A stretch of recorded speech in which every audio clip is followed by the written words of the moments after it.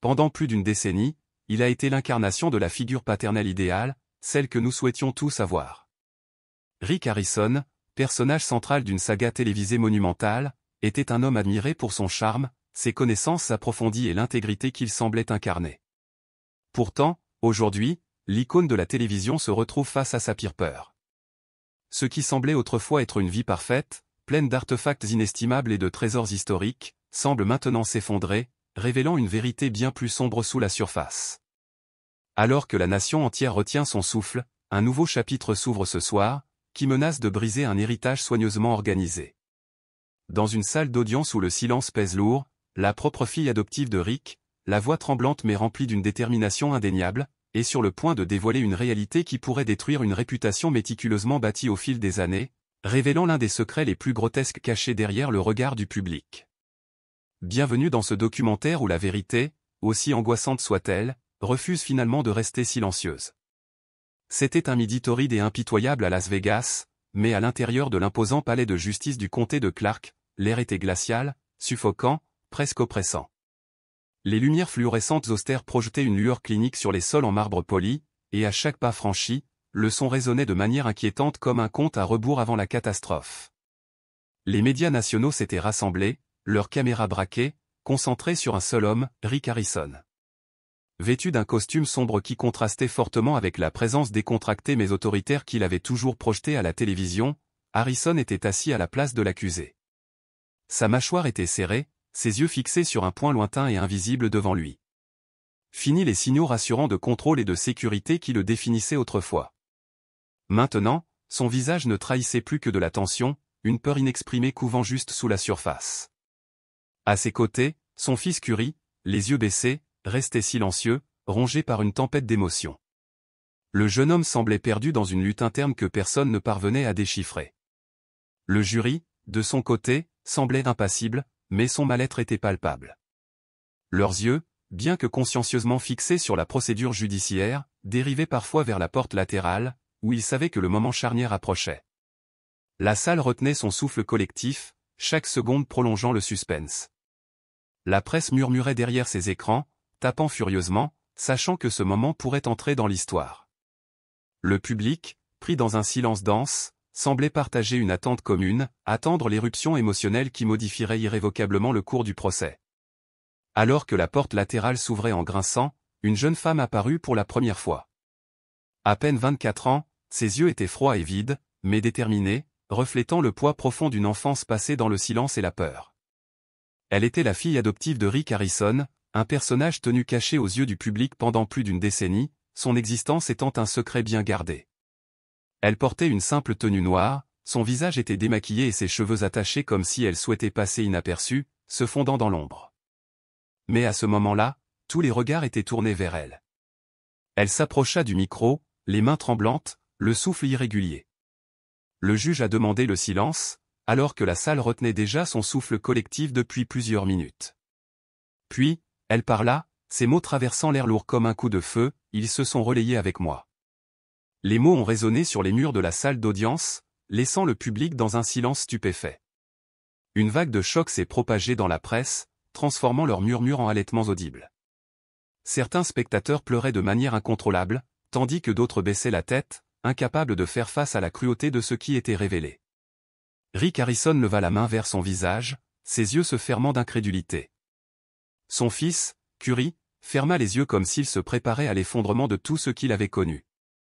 L'impact de son témoignage était indéniable, il ne s'agissait pas seulement d'une accusation, mais d'une bombe émotionnelle qui a brisé l'image de la famille Harrison pour la première fois. La façade du père idéal, homme d'affaires vertueux, commençait à se briser aux yeux de la nation, révélant une réalité inquiétante et trop longtemps occultée. Dans le silence pesant de la salle d'audience, la jeune femme a pris une profonde inspiration et a commencé à démêler une histoire que personne n'était prêt à entendre. Son témoignage n'était pas seulement une accusation, c'était le récit détaillé d'une enfance fracturée, une chronique de douleur enfouie sous le prestigieux nom de famille d'Harrison. Elle se souvient avoir été adoptée à l'âge de 6 ans, un geste public salué comme un acte de compassion par la famille Harrison. En surface, tout semblait parfait, une nouvelle vie, une famille stable, une maison pleine d'opportunités. Mais entre ces murs opulents, remplis de reliques de l'histoire, sa réalité était bien plus sombre. Dès le début, elle a décrit une atmosphère étouffante de contrôle, déguisée en souci. Rick Harrison a micro-géré tous les aspects de sa vie, ce qu'elle mangeait, comment elle s'habillait, avec qui elle fréquentait, renforçant constamment la conviction qu'elle lui devait tout, que sans lui, elle n'avait aucune valeur. Peu à peu, cette gratitude déplacée est devenue une prison de peur. La manipulation a commencé par des mots doux et venimeux, « Vous n'avez personne d'autre que moi. Si vous parlez, tout le monde vous détestera. » Puis sont venus les gestes inappropriés, petits au début mais de plus en plus fréquents. Les abus n'ont pas été immédiats, ils ont été progressifs, systématiques et, plus effrayants encore, plusieurs personnes ont été impliquées. Chaque fois qu'elle essayait de s'exprimer, ses paroles se heurtaient à un silence glacial ou à des menaces subtiles. « Voulez-vous retourner en famille d'accueil ? Qui vous croirait plutôt que le grand Rick Harrison ?» Pendant des années, elle a enduré ce tourment. Ce que le monde considérait comme une vie de luxe était en réalité une prison de peur. À l'école, elle avait appris à masquer sa douleur par des sourires creux. À la maison, survivre signifiait garder le silence. Son identité, sa voix, sa valeur personnelle ont été lentement érodées par ceux-là même qui étaient censés la protéger.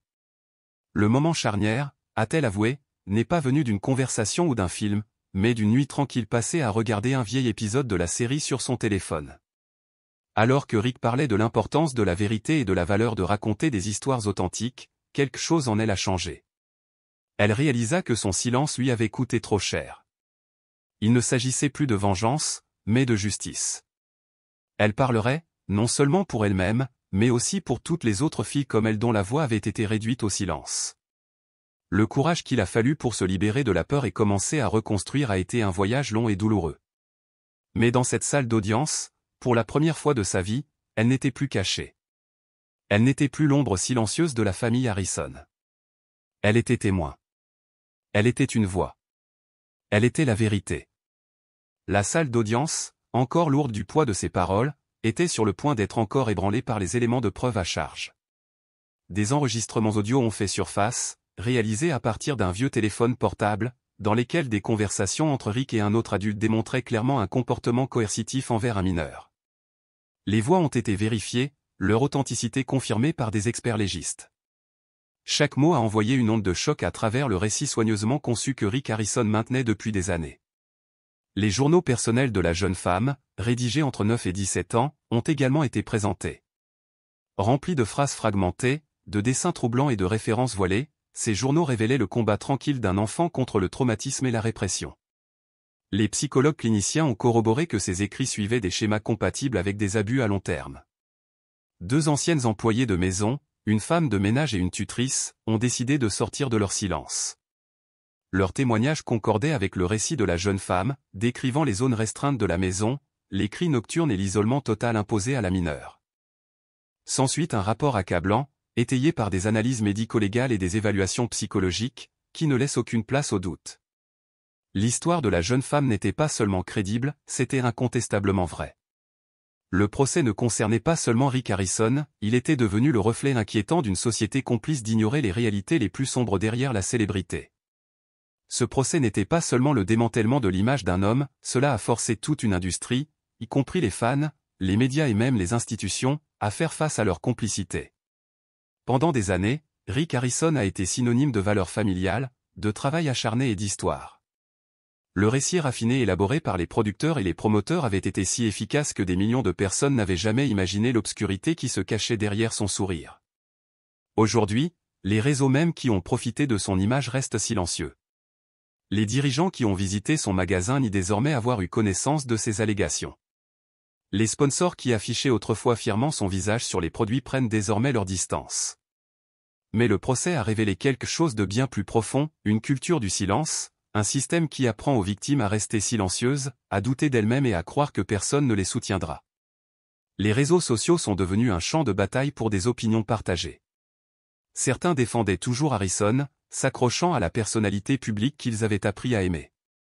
D'autres, remplis de colère et d'incrédulité, se demandaient combien de vérités supplémentaires avaient été cachées sous couvert de divertissement. La salle d'audience, à ce moment-là, est devenue plus qu'un lieu de justice, c'était un champ de bataille symbolique pour un problème bien plus vaste, la chute du récit officiel et la montée d'une vérité indescriptible. Les poursuites n'ont pas seulement détruit une image publique, elles ont forcé la société à se poser des questions difficiles. Quelle responsabilité portent ceux qui savaient et sont restés silencieux? Avec quelle facilité fermons-nous les yeux sur l'attrait de la célébrité?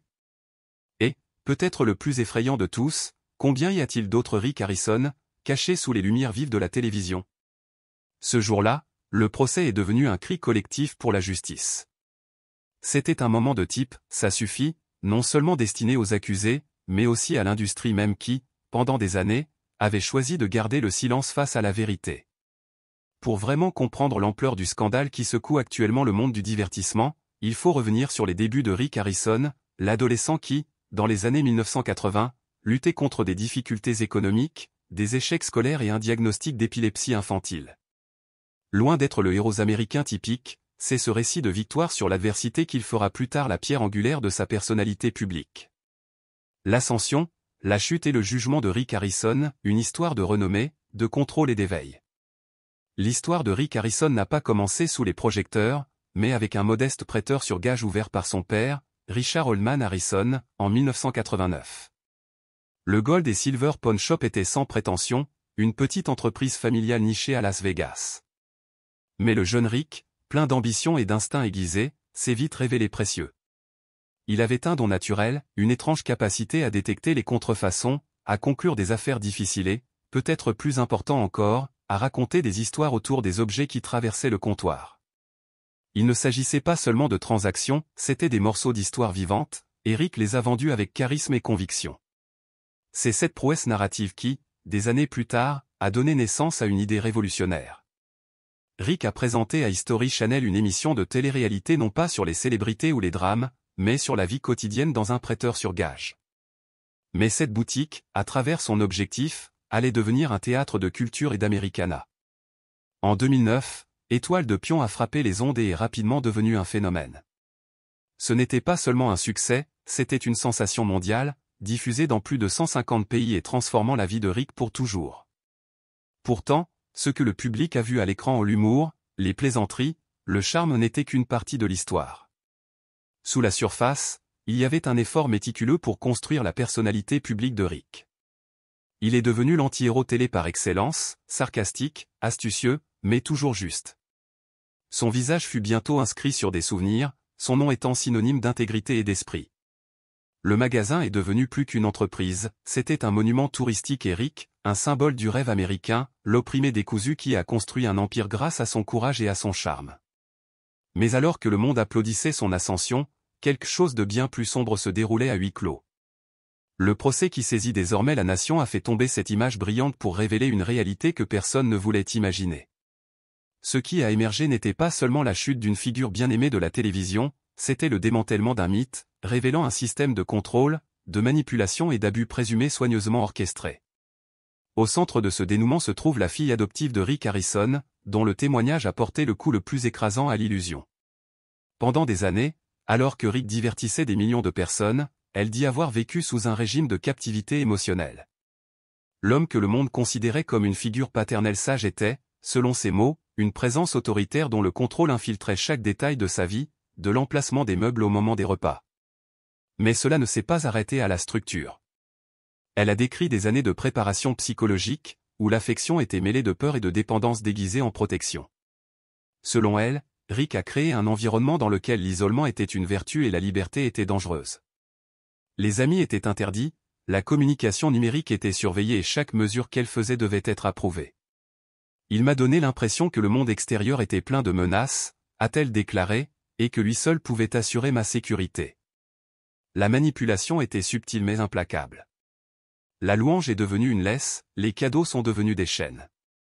Ses émotions étaient régulées, son estime de soi diminuée jusqu'à ce qu'il ne reste plus que l'image qu'il voulait qu'elle reflète, reconnaissante, obéissante, sans voix. Ce qui a bouleversé la salle d'audience et la perception du public a été l'introduction du fils biologique de Rick, Curry Harrison, dans les allégations. Longtemps considéré comme un personnage passif, il a été désigné devant le tribunal comme un participant actif. La voix de la fille adoptive tremblait alors qu'elle alléguait un modèle de domination partagée, transmise entre père et fils. Ce n'était plus seulement une histoire d'abus, c'était une conspiration du silence. Les procureurs ont présenté des preuves numériques des textes entre Rick et Curry qui dressaient un tableau effrayant. Bien que formulés dans un langage vague, les experts y ont vu les marqueurs d'un toilettage et d'un contrôle systémique. La domination n'était pas seulement physique, c'était profondément psychologique. Lorsque la jeune femme a tenté de s'affirmer, Rick ne l'a pas punie avec violence, il a utilisé la culpabilité comme une arme.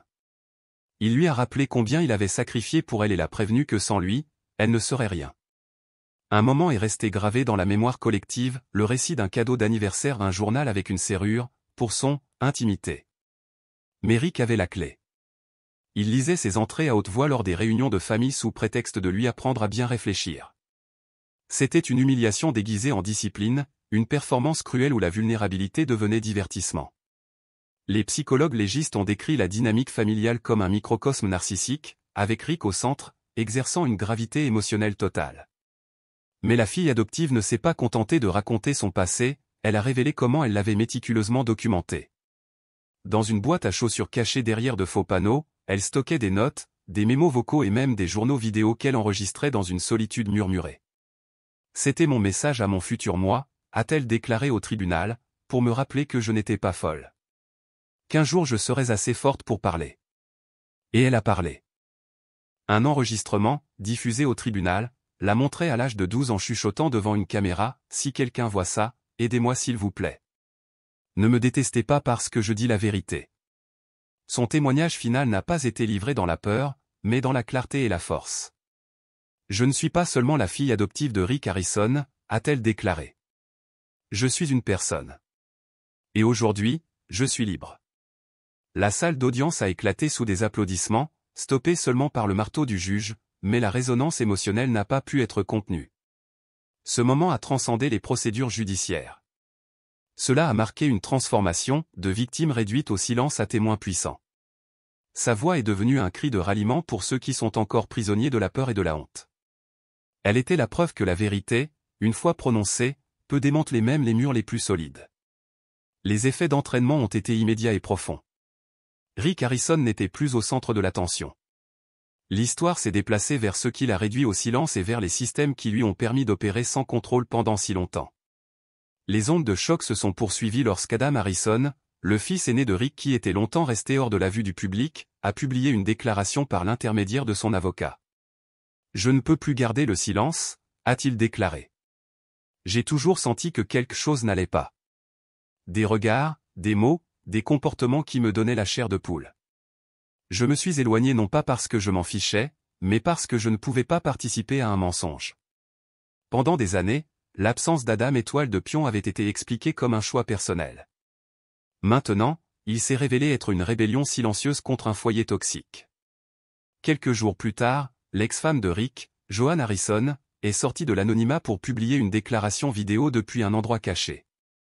Visiblement secouée, elle a avoué « Je n'étais pas un témoin direct, mais j'ai vu des changements. » Rick avait toujours des explications plausibles.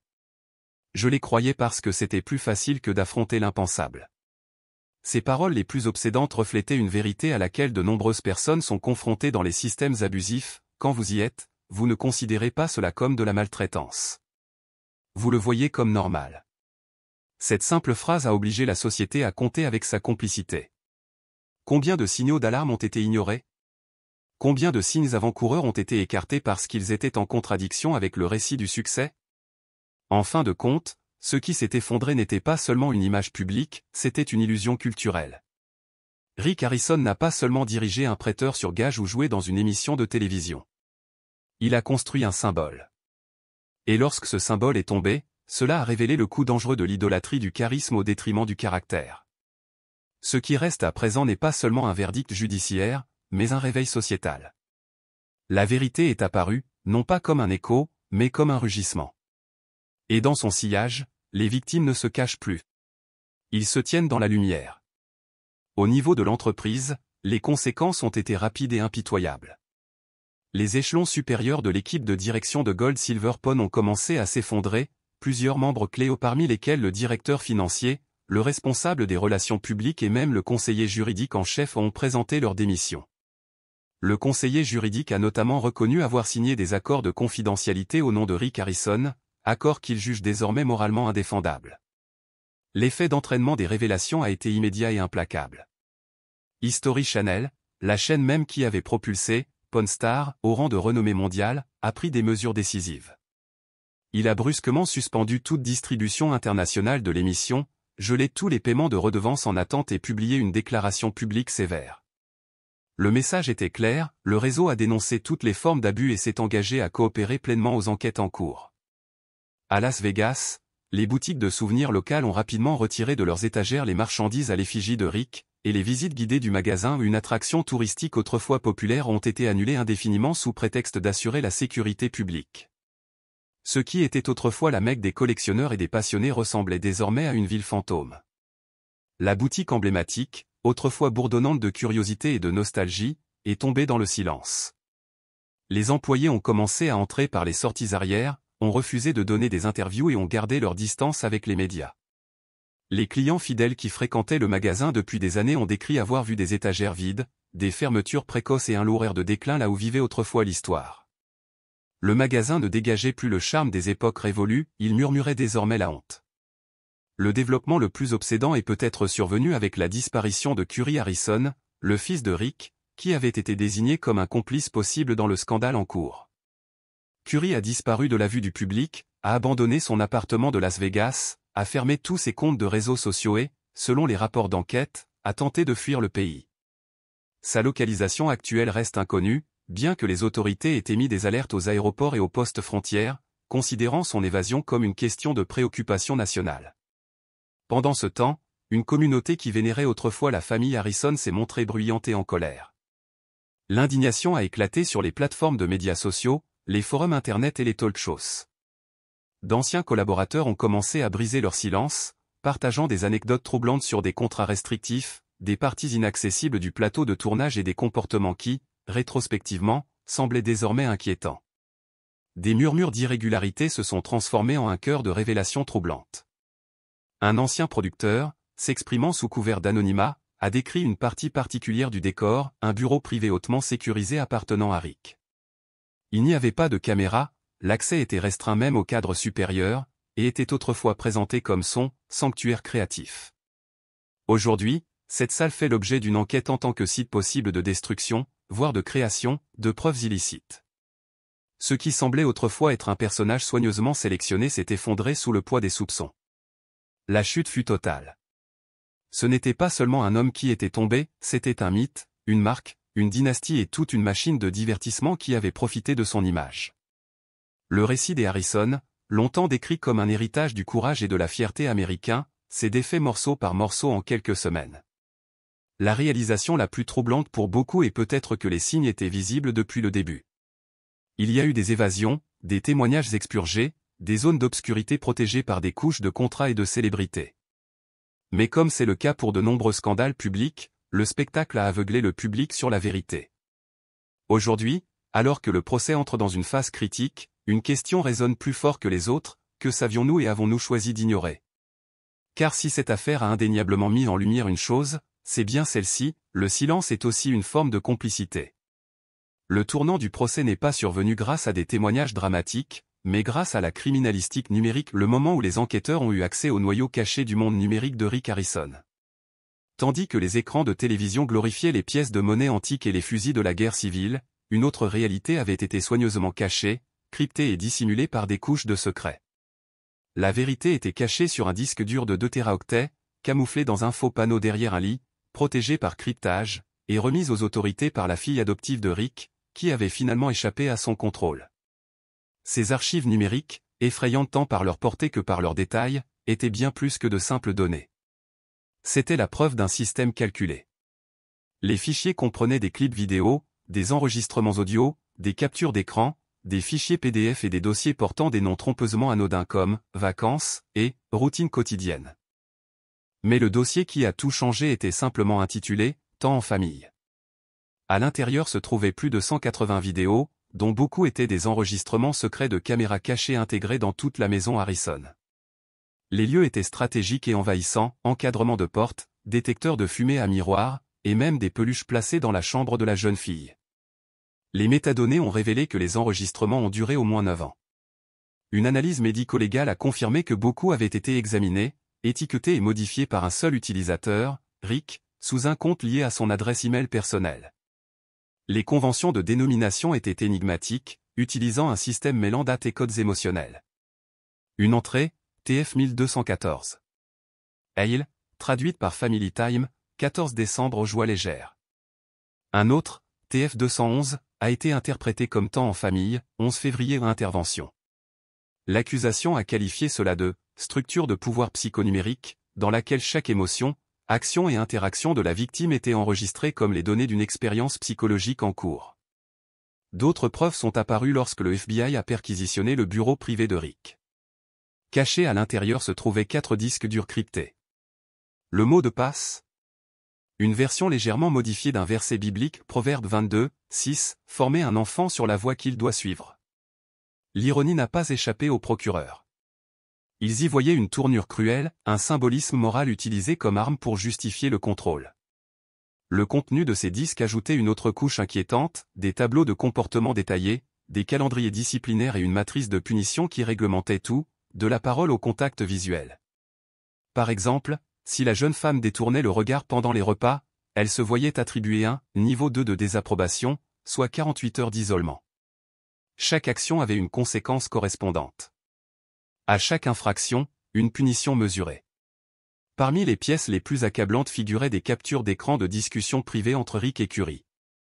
Dans l'un d'entre eux, Curie a écrit « J'ai essayé la méthode douce aujourd'hui. Cela n'a pas fonctionné. Je pense que nous avons besoin du protocole de double instruction. » Rick a répondu « Parfait. Laissez-lui sentir qu'il n'y a pas d'échappatoire. » C'est ainsi que l'amour se prouve. Ces échanges, autrefois masqués par le langage de la discipline, ont été dénoncés comme une coercition psychologique ou des outils de manipulation masqués comme des soins parentaux. L'élément le plus irréfutable était peut-être la correspondance entre les fichiers numériques et les journaux manuscrits de la victime. Certains ont été retrouvés cachés dans une boîte de céréales sous le plancher en bois, un acte de secret désespéré. Dans un exemple effrayant, une entrée de journal datée du 7 juin 2018 disait « Ils m'ont dit aujourd'hui que je devais apprendre à me taire si je veux rester dans cette famille. » La vidéo correspondante a capturé Rick, parlant doucement mais fermement, « Ici, le silence n'est pas une punition, c'est la sagesse. » L'alignement entre le dossier émotionnel et la documentation audiovisuelle a scellé l'affaire. Il ne s'agissait plus d'allégations, mais d'abus documentés et délibérés. Les experts l'ont qualifié des « environnements d'exploitation multisensorielle », un terme inventé pour décrire le système immersif de haute technologie utilisé pour contrôler toutes les facettes du monde de la victime. Au tribunal, l'expert légiste principal s'est adressé au jury, il ne s'agit pas d'un cas de négligence ou de violence spontanée. Il s'agit d'un système de domination entièrement conçu et programmé émotionnellement. L'horreur ne réside pas seulement dans les preuves, mais dans la façon dont ils ont été construits pour renforcer le contrôle de l'agresseur.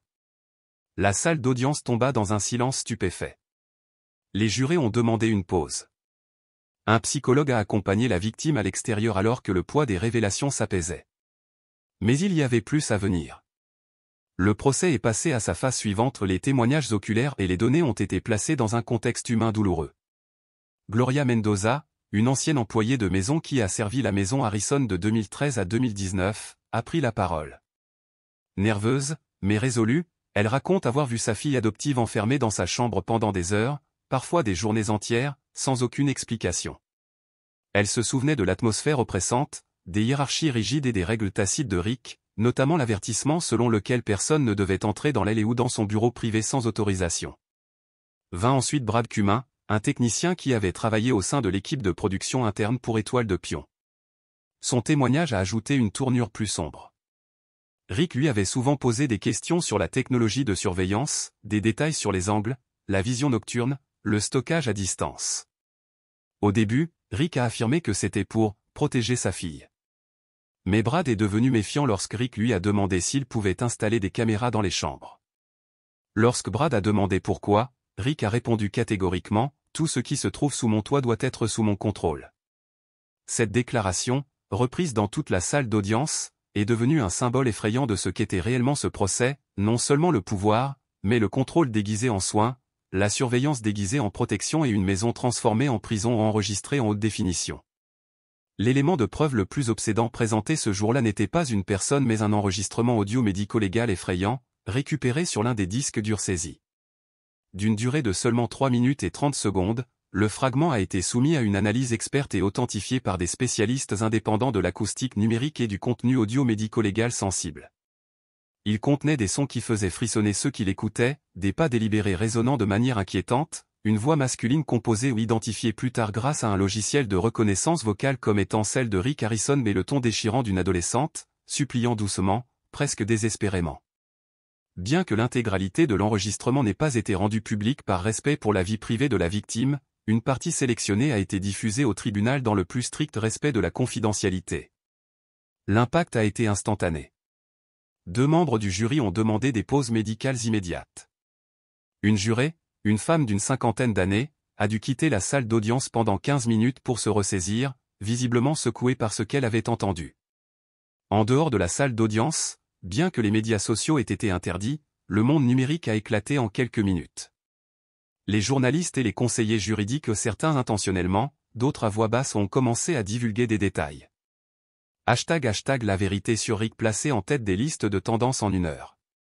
Le public, autrefois sceptique et hésitant, s'est soudainement retrouvé divisé, certains étaient stupéfaits, d'autres dans une rage qui ne faisait qu'augmenter à chaque mise à jour. Plus loin dans la session, le FBI a affiché un ensemble de fragments vidéo, chacun contrôlé et affiché sur un écran sécurisé. Dans l'une d'elles, Rick a été vu parlant à la mineure sur un ton presque paternel, lui remettant une liste manuscrite de « règles de la maison », l'écriture cursive, étrangement personnelle.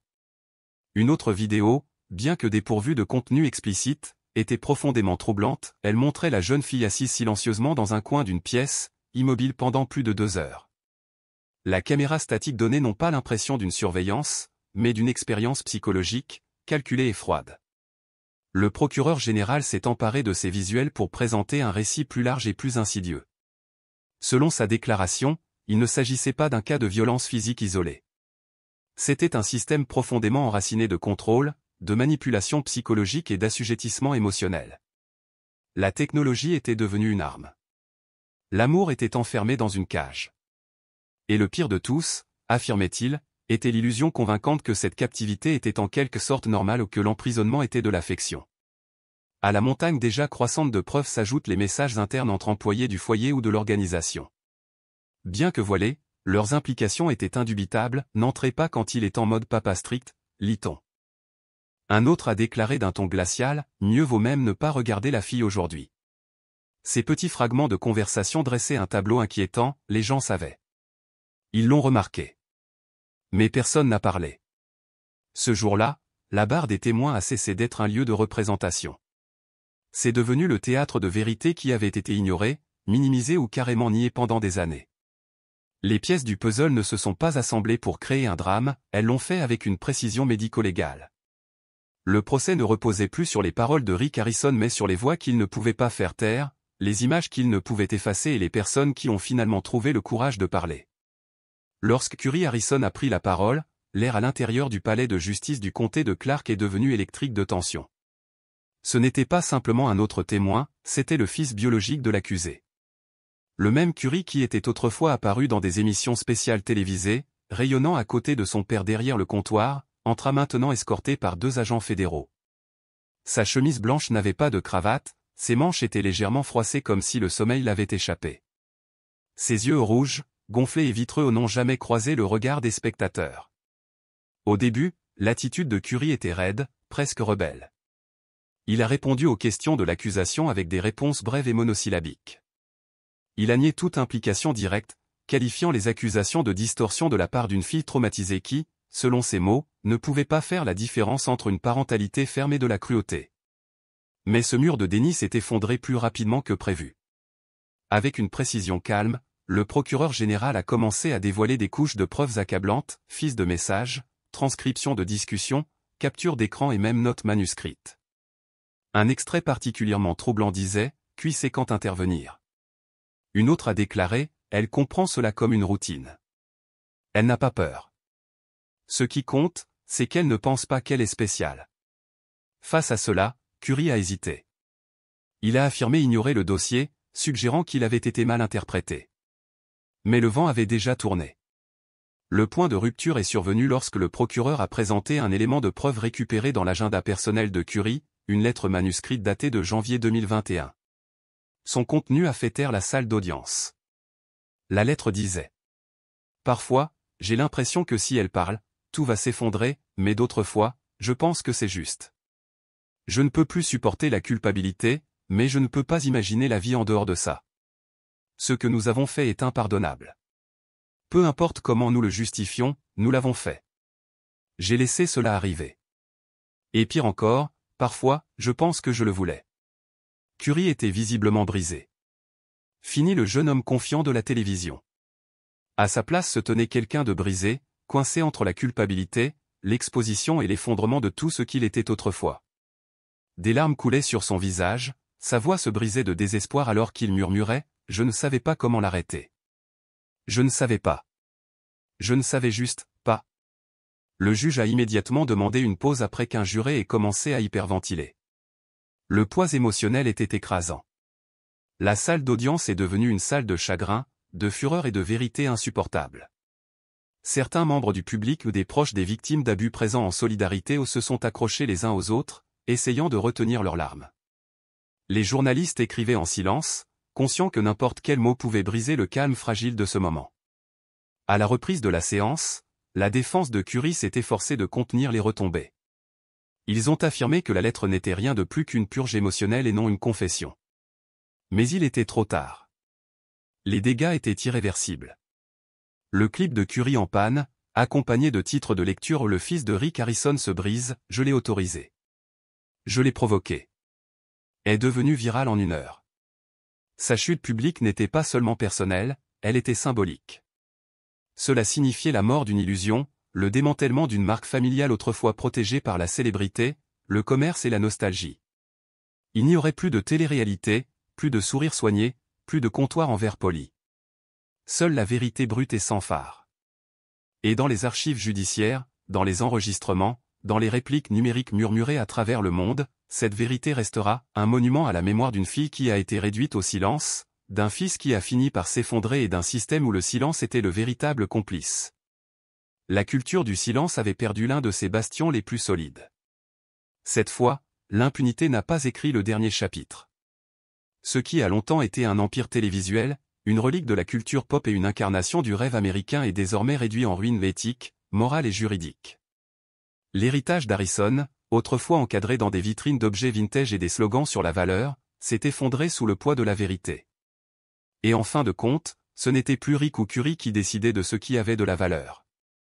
Leur jour en tant que star était terminé. Aujourd'hui, ils étaient des accusés en disgrâce, les visages d'un récit édifiant.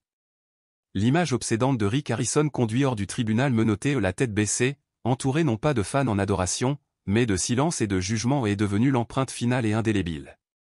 Aucun communiqué de presse, aucune défense d'avocat, aucune campagne de relations publiques soigneusement conçue ne pourrait défaire ce qui avait été révélé. Et quant à Curry, autrefois héritier souriant du trône de la télévision, il a disparu de la vue du public après sa dépression à la barre. Depuis, seules des photos granuleuses ont émergé, une silhouette sobre entrant dans une thérapie mandatée par le tribunal, flanquée de gardes fédéraux. Le visage autrefois familier de Pawn Star est désormais gravé d'un chagrin qui ne peut être supprimé.